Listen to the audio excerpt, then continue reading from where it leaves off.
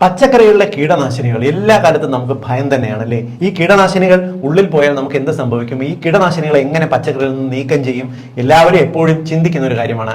മനസ്സിലാക്കേണ്ട ചില കാര്യങ്ങൾ കൂടിയുണ്ട്.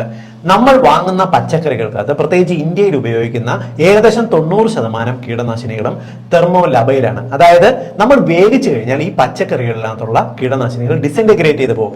അതുകൊണ്ടാണ് നമ്മൾ ഉപയോഗിക്കുന്നത്, എത്രയോ കാലങ്ങളായിട്ട് നമ്മൾ പച്ചക്കറി ഉപയോഗിക്കുന്നത്, ഇവയ്ക്കകത്ത് എല്ലാം കീടനാശിനികളുമുണ്ട്. നമുക്ക് ഗുരുതരമായിട്ടുള്ള രോഗങ്ങൾ വരാത്തതും നമ്മൾ ചത്തുപോകാത്തതും ഈ ഇത്തരത്തിൽ കീടനാശിനികൾ നശിച്ചു പോകുന്നതുകൊണ്ടാണ്. മാത്രമല്ല, പലപ്പോഴും നമ്മൾ ഈ ഉണ്ടാക്കുന്ന സ്ഥലത്തുള്ള കീടനാശിനികൾ എന്ന് പറയുന്നത് വളരെ നേർപ്പിച്ച അളവിലാണ് ചെടികളിലേക്ക് തളിക്കുന്നത്. ഈ കീടനാശിനികൾ തളിച്ചിരുന്നാലും അവ ഉൽപാദനം കഴിഞ്ഞ് ഒരു നിശ്ചിത ദിവസങ്ങൾ കഴിഞ്ഞ് പല കൈ മറിഞ്ഞാണ് നമ്മുടെ അടുത്തേക്ക് എത്തുന്നത്. ഹാൻഡിലിങ്ങിലുള്ള വ്യത്യാസം കൊണ്ടും നമ്മൾ പലപ്പോഴും ആൾക്കാർ ഉപയോഗിക്കുന്ന രീതി കൊണ്ടും കാലപ്പഴക്കം കൊണ്ടും ഇതിനകത്തുള്ള കീടനാശിനികളുടെ വീര്യം വളരെ ചെറിയ വീര്യം ഉണ്ടാവുള്ളൂ. അവ ഇങ്ങനെ കുറഞ്ഞു വരും. നമ്മുടെ കയ്യിലെത്തുന്ന സമയത്ത് അവയ്ക്കകത്ത് വളരെ നേരിയ അളവിൽ മാത്രമേ കീടനാശിനികളുടെ സാന്നിധ്യം ഉണ്ടാവുള്ളൂ.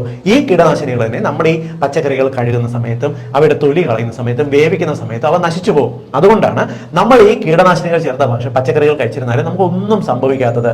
എപ്പോഴും നമുക്ക് സംഭവിക്കുന്ന ചില അബദ്ധങ്ങളുണ്ട്. നമ്മൾ ഈ ചെടി ഉണ്ടായി അധിക ദിവസം വൈകുന്നതിന് മുമ്പ് തന്നെ നമ്മുടെ അടുത്തേക്ക് എത്തുന്ന ഒരു വിഭാഗം എന്ന് പറയുന്നത് ചീരയാണ്.